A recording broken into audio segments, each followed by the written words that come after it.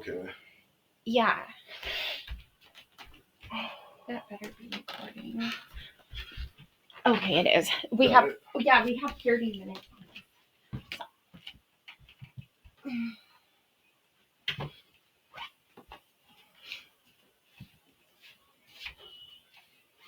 I always do this. This is one thing I'm OCD with is on my cards. Your what? Like my driver's license and my EBT card, I always double check if it's Oh, there. you do. You are very responsible like that. Okay, so you. Baba-san, we're doing some. I know that's some why he adult needs to be the stuff. hell out of here. Buddy. Baba, no. Go. In your kennel or out? Nope. Oh. Okay. Poor guy. I know he doesn't understand.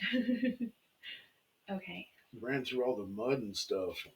I know. I need to wash him. Oh, poor little guy. Okay, so tell me about you and your dad, as you were a teenager and training with him. Well, so first of all, like, my very first memory was with my father when I was probably like around 3 years old, and should I look over here? No. Okay. I don't think they do that. No? No. So, I think I was 3 years old, and my dad gave, because we used to live by Skid Row in LA. Mm-hmm. You know where that's at? No. Well, it's like the bad part of LA where all the homeless people are. I was going to ask, is it dangerous there? Yeah. And my dad gave this bum a sandwich, and I was like, for some reason I remembered that. So, I would say like that had to have meant something special to you, because to remember something, it takes yeah. Yeah, definitely. I don't know why that's my first memory. Like I can't remember anything before that. Yeah. Yeah. But me and my dad were always playing baseball together or doing taekwondo. He was just always spending time with me, mm-hmm. and like he's the one person I counted on the most out of everyone. Yeah. Yeah. So when, I was a good, like I was an outgoing kid, and like I was pretty much like the class clown. Mm-hmm. Up until when my dad died.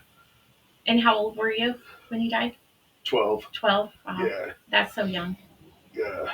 So young. Yeah, it is.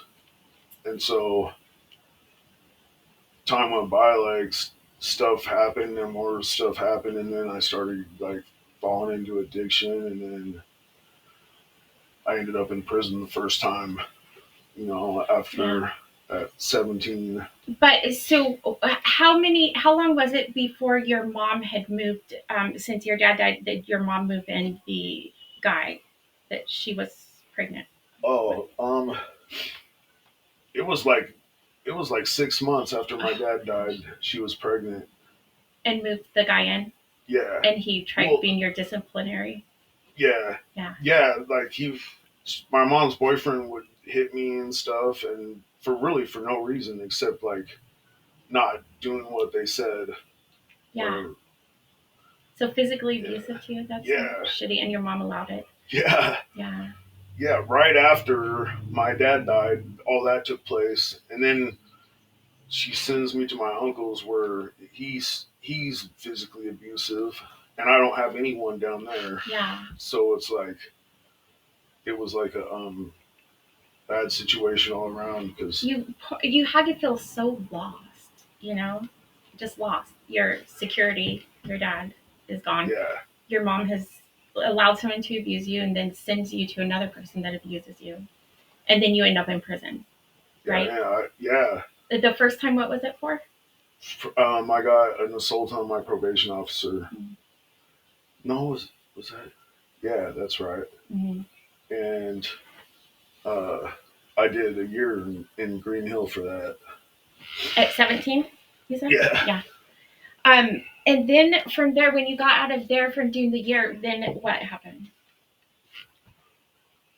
Well, is that when you met Angie? That's around that time. Yeah. So I got out. I floated around with Cameron and Shane and Kai and all them guys for like a year or so, just selling a little weed here and there to make money. Mm-hmm. And then eventually, yeah, I met Angie. So that's been one of the longest times I had been out uh, since I started going to jail. I think Yeah. I Did met we? Angie and then had my son Devin. Yeah. Did we talk about your national? Yeah, we did, huh? No, Oh, oh, we we haven't. didn't. No, Yeah, I didn't think so. Okay.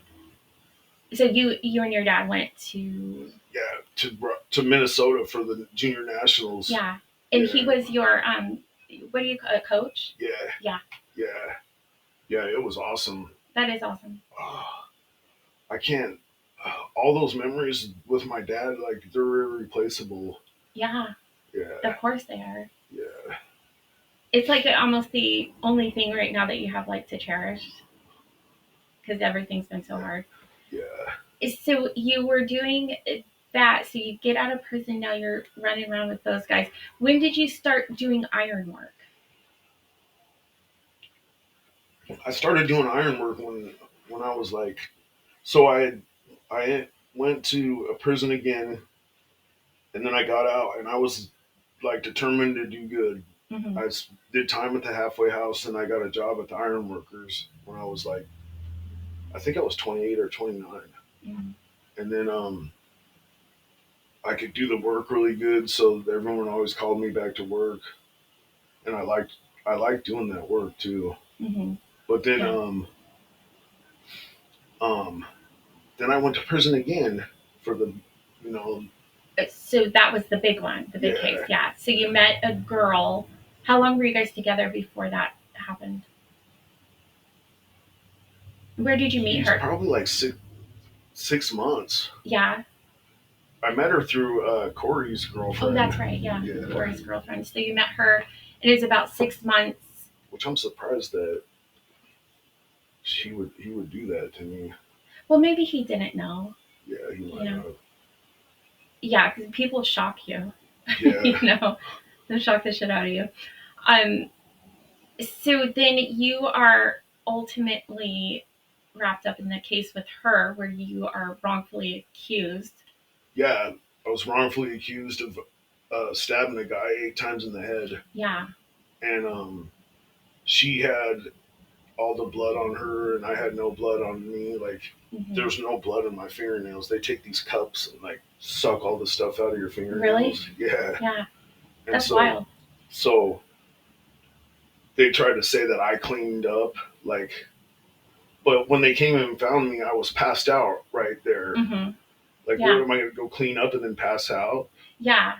That's You would have to significantly clean up to get out from under I don't fingernails think and you everything. could Yeah, I don't think so either. because they could still detect it probably. Yeah. And so the murder weapon did not have your fingerprints on it, right? Uh-uh. No. Um, She even actually said that her fingerprints might be on the knife, but only because she cooked with those knives. yeah. Yeah, Wow. good one. And then she admits that she did it, right? She admits it. Yeah, And then took it back and admitted again and took it yeah, back. Yeah. Um, and so during that time, you end up in, while you're waiting for trial, you end up in solitary confinement. yeah. After doing so, I fought that case for 2 years in the Justice Center in downtown Portland, and then I went to prison. I was doing 8 years in prison for everything, and so county jail's like a solitary confinement of its own, Oh, yeah, kind of. kind of. Yeah, and then I go up to state, and I end up like in a couple of months. I end up in solitary for a year and a half, and then I got out for like a couple more months, and then went right back for punching a guy one time. For a total of how long in 3 years. 3 years? Yeah. Yeah. So it was 2 years in county and then 3 years in solitary confinement. Oh, okay. Yeah. And That's insane. 3 years. yeah, That's so horrible. I think it was some of the experiences I had in there were the worst experiences you could imagine. I'm sure. Yeah. I mean, I mean, I can't imagine. I can't. Did you have coping mechanisms like to help you deal with times like that? yeah, I read a lot, tried to read and work out, Hmm. and see what else would I do. Did they have books available to you? Like, They had books like I think it was once or twice a week they would roll this cart around with books and you could reach out and grab them. there was an okay selection? Yeah, Yeah. yeah, but it was like you were locked down all day long, and it was just if you wanted to shower, you go into this little tiny cage where you can barely move around. Hmm. And did when you were done showering, were they right there to get you, or did they leave you No, they leave sometimes? you in there. Yeah, For I've been left in there for an hour before, I've heard girls screaming before to and get out. and it would give me anxiety because I would be like, "Are they going to leave me again That's this why I time?" wouldn't shower. I hear the girls screaming to get out, and they just wouldn't come get them. That's a good point. It's stuff, little stuff like that that I remember about solitary that just messes me up Yeah, as all around as a person, right, and right. And so, what impact do you think deprivation of human touch has had on you? I think it's just well after doing that long in solitary confinement, I started just having like this. I tried to like numb myself to other people and not give anybody like the benefit of the doubt if they're going to be like a good person or not. Yeah, So it's hard. It's hard to function when you're already thinking like that. yeah, you're just having to think that they're your enemy, Yeah, probably, and not let them get close to you. I mean, there's one path where in society where people help each other, and there's one path where it feels like they don't, or that's what I felt like anyway. Like Hmm. I was on that that road where no one wanted to help, and everyone was trying to punish me. And when I would be in my cell, I would think like um, I would just go crazy sometimes and want to pound my head on the wall. Yeah, Yeah, because there's no one crazy for you to shit. talk to, right? They don't Yeah, send anyone for you to even talk to. yeah. Yeah. Um, yeah. So, how do you think all that affects you today, like with your ability to navigate through the community and have relationships with people? I think it's after being institutionalized, it's hard to function in society, and it takes time, and it's not right. I mean, there's an alternative to that Yeah. system to where it's just solitary confinement and punishment. Do you think you have like a sensory overload out here because you're in solitary confinement? There's nobody to talk to. You're in a box. And then 3, 5 years later, you come out to all, even in the Yeah, prison, its general yeah. population would be overstimulating. Well, one thing that I always feel like I'm gonna be somehow they're gonna put me back in there. Hmm. It's like always on the Yeah. front of my mind that I'm gonna be put back in there, and it's scary. So, do you think it has like diminished your mental health from Yeah, big time. greatly, drastically? Yeah, I could imagine. that's when I hear the most voices and stuff was when I was in solitary confinement. Yeah, that's so horrible. It's so inhumane. Did you notice a difference in treatment from like custody officers from solitary confinement and general population? Did they treat you relatively the same? Um, They kind of act like they just don't give a shit either way, huh? I think they're like meaner in solitary confinement, Yeah. but then there's some cool ones, you know. Hmm. So Yeah. Okay. And so, what do you think is a good alternative to solitary confinement? What would work? Because I think we can agree that solitary confinement does not work. yeah, it doesn't work. Yeah. I think statistics show that most people that have done significant time always go back. Yeah, I look at me. I went back 2 times Hmm. because that shit messed me up so bad. Yeah. I think there we should model our system around like other nations that have a prison system that's working, like rehabilitating people and truly caring about caring rehabilitating. about them. Yeah, because they don't here. Mm-mm. Like they throw you in that box and they throw the food at you and throw you a blanket and that's it. It's so bad. Yeah, and then I don't think they realize every time, like a person gets out of prison and then they can't survive, they commit another crime. Yep. And then you have more victims and it's like just treat them right, humanely, and maybe they won't go back. Give them more resources, mental health. Yeah, I think if they like gave more people chances to get like a halfway house and work in the community, Mm-hmm. which I think they're starting to do some stuff. Have more community interaction, like GRE and stuff like that. What is GRE? Where you have a bracelet on your ankle and you get out like a year early or whatever. Oh, you do? I think so. Oh, I didn't know about that. Yeah. Yeah, I got 6 months Washington work release, but Oregon was different. Yeah, Oregon they do that. They don't have work release in Oregon. Oh, that's kind of their version of it, huh? They give you a place to stay for 6 months, but it's like a dive. Remember the shoreline I stayed at? Oh, yeah, that's right.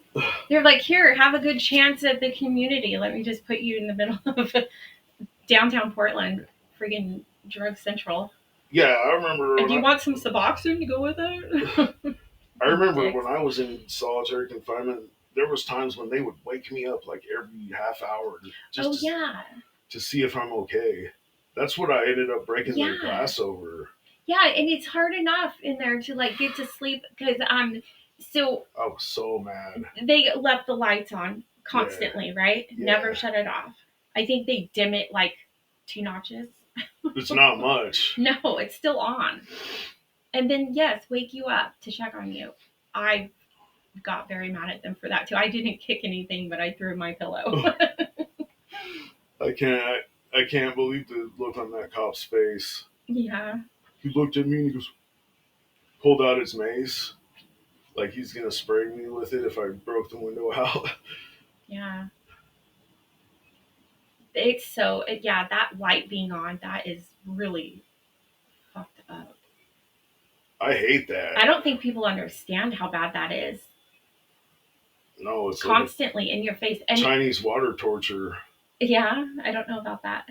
Where a drop of water hits your head or something, like over and over.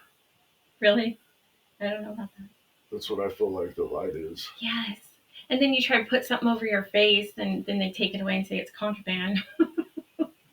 That's not supposed to be an eye mask. Yeah. They're messed up. They are.